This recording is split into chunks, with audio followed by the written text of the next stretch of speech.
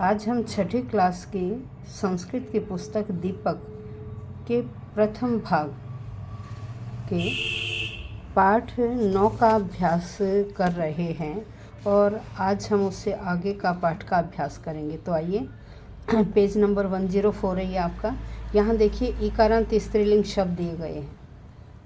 तो षष्ठी विभक्ति के रूप है। यहाँ जिस भी शब्द का रूप है वह षष्ठी विभक्ति का ही है।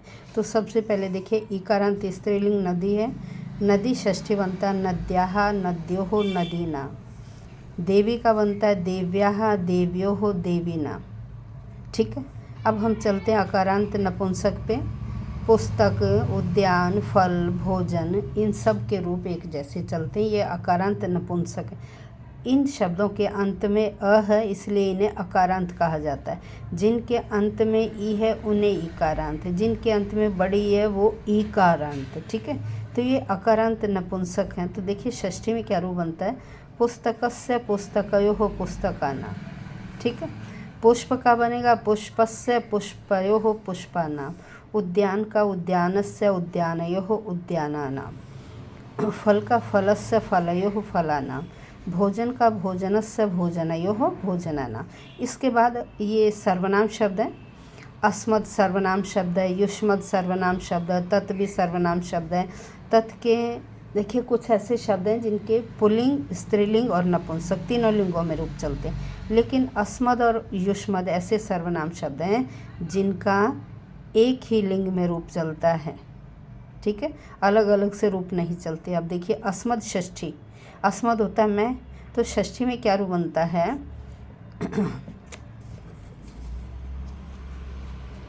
मम आवयोः अस्माकम। क्या बनेगा, मम आवयोः अस्माकम। युष्मद का मतलब है तुम, तो युष्मद का रूप बनता है तव युवयोः युष्माकम। देखिए शब्द में अंतर, प्रत्यय बिल्कुल सेम है। अब तत् का देखिए, तत् का बनता है तस्य तयोः तेषां, और स्त्रीलिंग में बनेगा तस्याः तयोः तासां।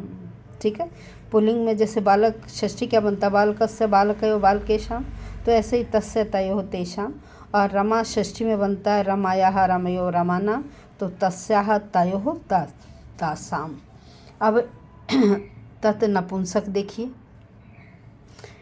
तस्य तयोः तेषां। तृतीया विभक्ति से सप्तमी तक पुल्लिंग और नपुंसक लिंग शब्दों के रूप एक जैसे चलते हैं। शब्द में अंतर है, प्रत्यय वही सेम होते हैं। अब एतत् पुल्लिंग पर चलिए, एतस्य एतयोः एतेषां। तत् का क्या था, तस्य तयोः तेषां। अब एतत् का क्या है, एतस्य एतयोः एतेषां। स्त्रीलिंग का वहाँ तस्याः था, यहाँ एतस्याः एतयोः एतासां। नपुंसक में वहाँ तस्य तयोः तेषां था, अब ए और जुड़ गया, एतस्य एतयोः एतेषां। अब अगला प्रश्न देखिए। अगला प्रश्न क्या है, उदाहरणानुसारम वाक्यानि लिखन्तु। एक उदाहरण आपने देखना है, यहाँ भी षष्ठी का प्रयोग है और आपने अन्य ऐसे ही लिखने। 2 शब्द ये विद्यालय है और छात्र। क्रिया यहाँ दी गई है हर वाक्य की, तो हमें पहले शब्द में षष्ठी का प्रयोग करना है। विद्यालय का छात्र है, तो विद्यालय में षष्ठी लगाई, विद्यालयस्य छात्रः गच्छति। विद्यालय का छात्र जाता है। फिर द्विचक्रिका चक्रम भ्रमति, भ्रम का मतलब घूमता है। साइकिल, द्विचक्रिका होता है साइकिल, साइकिल का पहिया घूमता है। अब साइकिल में षष्ठी लगा देंगे, क्या करेंगे, षष्ठी लगा देंगे, तो द्विचक्रिकायाः क्या बनेगा, द्विचक्रिकायाः लतायाः रमयाः द्विचक्रिकायाः चक्रम भ्रमति। ऐसे ही वृक्ष में षष्ठी लगाएंगे, वृक्षस्य फलम खादति, वृक्ष का फल खाता है। छात्रा और नाम छात्रा में षष्ठी लगाएंगे तो रूप बनेगा छात्रायाः, छात्रा का नाम पूछता है। छात्रा स्त्रीलिंग है तो रमा की तरह रूप चलेंगे, रमायाः। छात्रा का बनेगा छात्रायाः, छात्रायाः नाम पृच्छति। नेक्स्ट राम, राम में षष्ठी लगाएंगे, रामस्य पुस्तकम आनयति, राम की पुस्तक लाता है। मंदिरम शिखरम, अब मंदिर में षष्ठी लगाएंगे, नपुंसक शब्द। मंदिरस्य, मंदिर, मंदिरम, क्या है? मंदिरम। मंदिर की चोटी देखता है। मंदिर का क्या बनेगा? मंदिरस्य। मंदिरम का क्या बनेगा? मंदिरस्य। मंदिरस्य शिखरम पश्यति। मंदिर की चोटी को देखता है। अब इससे अगले प्रश्न पर चलते हैं। ये प्रश्न नंबर 4 था। अब है प्रश्न नंबर 4। तालिकायां प्रदत्तानां शब्दानां षष्ठी विभक्ति रूपाणी रिक्त स्थाने लिख। अब हमें यहाँ षष्ठी का रूप ही लिखना है। देखिए एक एक एग्जाम्पल दिया गया है, ठीक है। देव का इन्होंने दिया देवस्य, ये पुल्लिंग है, ये स्त्रीलिंग है, ये नपुंसकलिंग है। अब वृक्ष का क्या बनेगा? वृक्षस्य। द्वारपाल का, ये सारे पुल्लिंग है, अकारांत पुल्लिंग। द्वारपाल का द्वारपालस्य। स्यूतः का स्यूतस्य। अनुजः का अनुजस्य। अग्रजः का अग्रजस्य। पितामह का पितामहस्य। मातुलः का मातुलस्य। प्राचार्यः का प्राचार्यस्य। विद्यालयः का विद्यालयस्य। पितृव्यः का पितृव्यस्य। अब चलते हैं स्त्रीलिंग पर। रमा का बनाया रमायाः। ऐसे ये सारे इनमें याह जुड़ेगा। छात्रा छात्रायाः। दोला दोलायाः। उपासना उपासनायाः। पुस्तिका पुस्तिकायाः। भ्रातृजाया भ्रातृजायायाः। जाया तक है, इसके आगे यह और जुड़ेगा। भ्रातृजायायाः। अग्रजा अग्रजायाः। स्नुषा स्नुषायाः। लेखनी लेखन्याः। लेखनी का बनेगा लेखन्याः। पत्नी का बनेगा पत्न्याः। पुत्री का बनेगा पुत्रयाः। क्या बनेगा? पुत्रया। ये इकारांती स्त्रीलिंग शब्द है। अब हम चलते हैं नपुंसक पर। अब नपुंसक देखिए। भवन का इन्होंने बनाया भवनस्य। क्या बनाया? भवन का भवनस्य। उद्यान का क्या बनेगा? उद्यानस्य। वनम का वनस्य। सूत्रम का सूत्रस्य। पत्रम का पत्रस्य। यंत्रम का यंत्रस्य। वातायनम वातायनस्य। पुष्पम पुष्पस्य। संगणकम संगणकस्य। गृहम गृहस्य। वार्तापत्रम वार्तापत्रस्य। अब अगला प्रश्न क्या है? कह रहे मेरा नाम ये है और मेरे पिता का नाम ये है, ठीक है। मम में भी षष्ठी है, पितु में भी षष्ठी है। मम मातुः नाम, आपने अपना नाम लिखना बच्चे ने, ठीक है। मम अग्रजस्य नाम, फिर आपने अग्रज होता आपका बड़ा भाई, आपने यहाँ अपने बड़े भाई का नाम लिखना। जो भी यहाँ सुरेश था पिता का नाम, तो यहाँ अग्रज बड़े भाई का नाम हो सकता है रमेश हो, रमेश है। फिर मम अनुजायाः नाम, अनुजा होती छोटी बहन। अब छोटी बहन का जो नाम है वो लिखना आपने। मम अनुजायाः नाम, मान लीजिए रमा है तो रमा लिखोगे। मम पितामहस्य नाम, आपके दादाजी का जो नाम है आप वो नाम लिखेंगे, ठीक है। अब इससे आगे क्या है? पितामहिया, भाई यहाँ दादी जी का नाम लिखेंगे। पितामहिया होता है दादी जी। और पितृव्यस्य, पितृव्यय होते चाचा जी, पिताजी के भाई, मेरे चाचा जी का नाम जो है। मम पितृव्यायाः नाम, मेरी चाची जी का नाम, ठीक। एतत् मम कुटुंबम, ये सारा मेरा परिवार है। मेरा नाम, मेरे बड़े भाई का, मेरी छोटी बहन का, पिता का, दादी का, दादा का, चाचा का, चाची का, और ये मेरा पूरा परिवार है। पाठ का नाम क्या है? यो जानाति सह पंडित, जो जानता है वही विद्वान या ज्ञानी होता है। अब हम चलते हैं इससे आगे क्या है। अब इससे आगे क्या है? परिवार। परिवार दिया गया है, देखिए।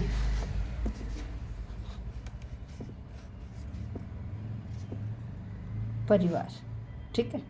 अब क्या है? ये अधः श्रीरामस्य कुटुंबस्य रेखाचित्र, ये श्रीराम के परिवार का रेखाचित्र है। चित्रम दृष्ट्वा उदाहरणानि वाक्यानि रचयन्तु, उदाहरण के अनुसार आपने वाक्य बनाने हैं। देखिए इन्होंने एक बनाया, रामस्य पिता दशरथ है। अब देखो ये इधर राम है और ऐसे एरो लगा रखे हैं, ये पिता लिखा है, फिर यहाँ ये कौन है? दशरथ है, ठीक है। राम के पिता दशरथ हैं। फिर अब देखिए दशरथ से इन्होंने एरो लगाया, पुत्र राम पर आ गया। दशरथस्य पुत्र है श्री राम है। फिर राम से एरो माता करके लगाया, कौशल्या, श्री रामस्य माता कौशल्या। फिर देखिए कौशल्या से इन्होंने एरो लगाया, कौशल्यायाः पुत्र है श्री राम है। ठीक है, 4 वाक्य हो गए, पिता पुत्र माता पुत्र। अब देखिए राम से एरो दे रखा, श्वशुर है, जनक पे आ रहा है, श्री रामस्य श्वशुर है, जनक है। अब जनक से एरो लगाया, जामाता, दामाद है नहीं ये, श्री राम जनक के दामाद हैं, तो जनकस्य जामाता श्री राम है। ठीक है, यहाँ तक हो गया। अब इधर देखते हैं, यहाँ पत्नी है। अब ये इन्होंने ऐसे एरो लगाया, ये कौन है, पत्नी, कौन है, सीता, श्री रामस्य पत्नी सीता। ठीक है, अब सीता से एरो लगाया, देखो ये पिता, श्री सीतायाः पिता जनक है। फिर जनक से एरो लगाया, जनकस्य पुत्री सीता।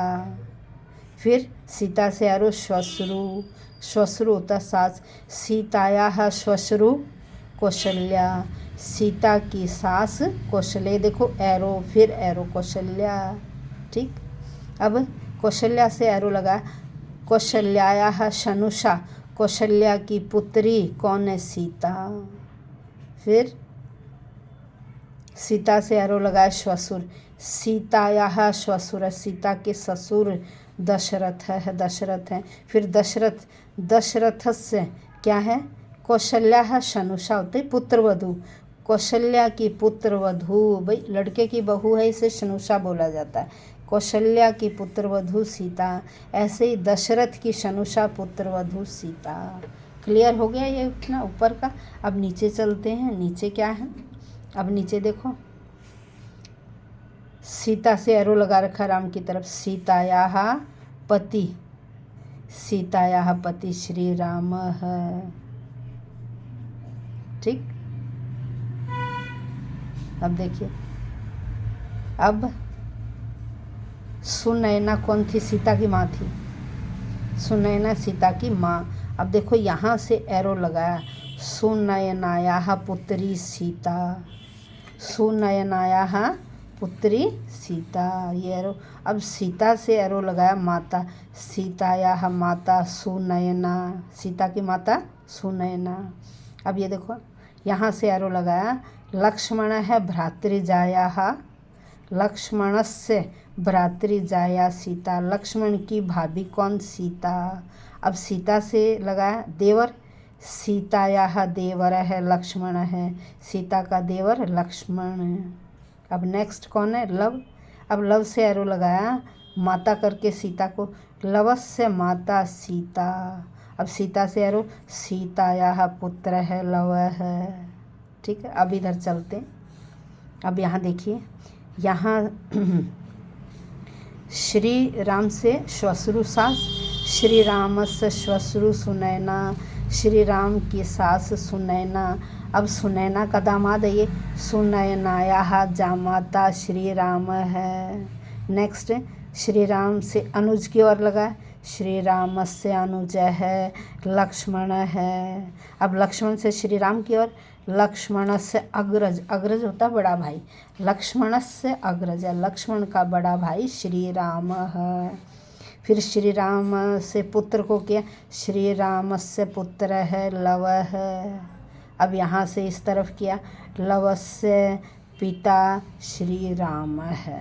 ये क्लियर हो गया आपको, बहुत आसान तरीके से समझा रखा है। तो अब देखिए नेक्स्ट है, निम्नांकित पुस्तक सूची मध्ये कस्य उपरि किम इति लिखन्तु, किसके ऊपर क्या लिखना है। जैसे इन्होंने देखो ये क्या कहा, लीलावत्याः उपरि पंचतंत्रम, ये लीलावती पुस्तक है, इसके ऊपर क्या है, पंचतंत्र है।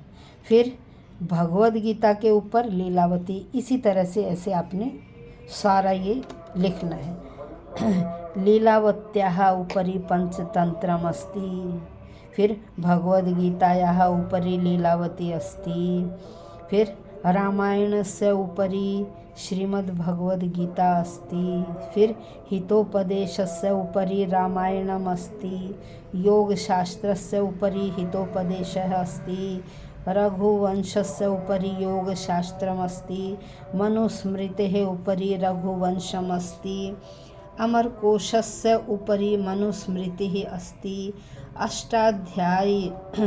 अष्टाध्याय्याः उपरि अमरकोशः अस्ति, महाभारतस्य उपरि अष्टाध्यायी अस्ति, अर्थशास्त्रस्य उपरि महाभारतम् अस्ति। इस तरह से आपको ऐसे वाक्य बनाने हैं। तो बच्चों ये समझ में आ गया होगा। आज हमने 8 के 8 प्रश्न कर लिए हैं। अब इसमें देखिए योग्यता विस्तार में क्या लिखा है, जिससे आपका थोड़ा सा नॉलेज बढ़े। ये पाठ देखिए पहेलियों का है। यहाँ षष्ठी विभक्ति का अधिकतर प्रयोग किया गया है, जैसे बालकस्य पुस्तकम, बालक की पुस्तक। तो जिसका जिससे संबंध होता है उसमें क्या करते हैं, जिसका संबंध है उसमें षष्ठी। जैसे बालक का संबंध है तो बालक में क्या लगाया हमने, षष्ठी विभक्ति। किससे संबंध है, पुस्तक से। ठीक है। अब यहाँ एक इन्होंने गीत दिया है और उसमें बातें भी समझाई हैं कि हाथ में जो हमारी अंगूठा और उंगली ने क्या क्या कहते हैं। देखिए इसको बोलते हैं अंगुष्ठ है। ये क्या है, अंगूठा। और इस अंगूठे के साथ जो फर्स्ट उंगली है इसको बोलते हैं तर्जनी, इसको बोलते हैं मध्यमा। ये नेक्स्ट इसको बोलते हैं अनामिका, और सबसे छोटी उंगली को बोलते हैं कनिष्ठिका। तो देखो अब ऐसे समझेंगे हम। ये क्या है आपका अंगुष्ठ है, ये क्या है तर्जनी, ये क्या है मध्यमा, इसको बोलते हैं अनामिका, और इसको बोलते हैं कनिष्ठा, कनिष्ठिका या कनिष्ठिका उंगली। ठीक है। ये इस तरह से अंगूठा और उंगलियों के नाम अंगुष्ठ है, तर्जनी, मध्यमा, अनामिका और कनिष्ठिका। ठीक है। अब आगे इन्होंने 2 श्लोक दिए हैं, उनका अर्थ देखिए। अलसस्य कुतो विद्या, अविद्यस्य कुतो धनम, अधनस्य कुतो मित्रं, अमित्रस्य कुतः सुखम। यहाँ कहा गया है कि आलसी व्यक्ति के पास विद्या कहाँ। भाई वो आलस में पड़ा रहेगा, कब पढ़ाई करेगा अपनी। तो आलसी व्यक्ति के पास विद्या कहाँ, अविद्यस्य, जिस व्यक्ति के पास विद्या नहीं है, ज्ञान नहीं है, कुतः धनम, धन कहाँ से आएगा उसके पास, ऐसे व्यक्ति के पास धन कहाँ। फिर कहा अधनस्य कुतो मित्र, जो व्यक्ति धनहीन है, धन नहीं है, तो ऐसे व्यक्ति के मित्र कहाँ। क्योंकि जमाना क्या है, धन है तो मित्र बनते, नहीं तो नहीं। तो कह रहे हैं धनहीन व्यक्ति के मित्र कहाँ। अमित्रस्य कुतः सुखम, फिर मित्र रहित व्यक्ति को सुख कहाँ। तो जिसके मित्र नहीं है ऐसे व्यक्ति को सुख कहाँ मिलता है। नेक्स्ट, हस्तस्य भूषणं दानं, सत्यम कंठस्य भूषणं, श्रोत्रस्य भूषणं शास्त्रम, भूषणै किं प्रयोजन। देखिए कितना सुंदर श्लोक है, बहुत गूढ़ ज्ञान छिपा हुआ है। हस्तस्य भूषणं दानम, कह रहे हाथ का आभूषण दान देना है, कंगन वगैरह पहनना नहीं है। हाथ की शोभा किससे होती, दान देने से। सत्यम कंठस्य भूषणम, गले का आभूषण, सत्यम सच बोलना है, गले का आभूषण सच बोलना है। हाथ का आभूषण दान देना है। श्रोत्रस्य, कानों का भूषणम, भूषण शास्त्रम, वेद आदि अच्छे अच्छे शास्त्र सुनना है। भूषण किम प्रयोजनम, और अन्य आभूषणों से क्या प्रयोजन या क्या फ़ायदा, और अन्य आभूषणों से क्या फ़ायदा। तो आशा करती हूँ कि आपको ये सारा पाठ अच्छी तरह से समझ में आ गया होगा। तो डेली जब भी मैं भेजती हूँ आप भी वीडियो पूरी सुनिए, पढ़िए, और अपने जो क्लासमेट्स हैं उनको भी बताइए, वह भी इससे कुछ फ़ायदा उठा सकें। और अभी मैं धीरे धीरे करके आपके पूरे सिलेबस का डाल दूँगी। अभी हमारा ये 9वां पाठ आज कंप्लीट हो गया है। कल मैं 10th लेसन की वीडियो डालूँगी। और जिन्होंने चैनल सब्सक्राइब नहीं किया वो सब्सक्राइब करें, ताकि जैसे ही नई वीडियो बने आपके पास नोटिफिकेशन पहुंच जाए और आप इस लाभ से वंचित न रहें। जिन्होंने सब्सक्राइब नहीं किया सब्सक्राइब करें, लाइक करें, शेयर करें। धन्यवाद। और कमेंट बॉक्स में अवश्य लिखें यदि कुछ समझ में नहीं आता, वो मैं आपको दोबारा से छोटी वीडियो बनाकर समझा दूँगी। तो यदि कुछ समझ में नहीं आता आप कमेंट बॉक्स में लिख सकते हैं। अच्छा समझ में आ रहा है तो लिखिए अच्छा समझ में आ रहा है, जिससे हमारा और हौसला बढ़ेगा। और भी अच्छे अच्छे वीडियो मैं बनाकर आप लोगों के लिए भेजूँगी सिलेबस से रिलेटेड। धन्यवाद।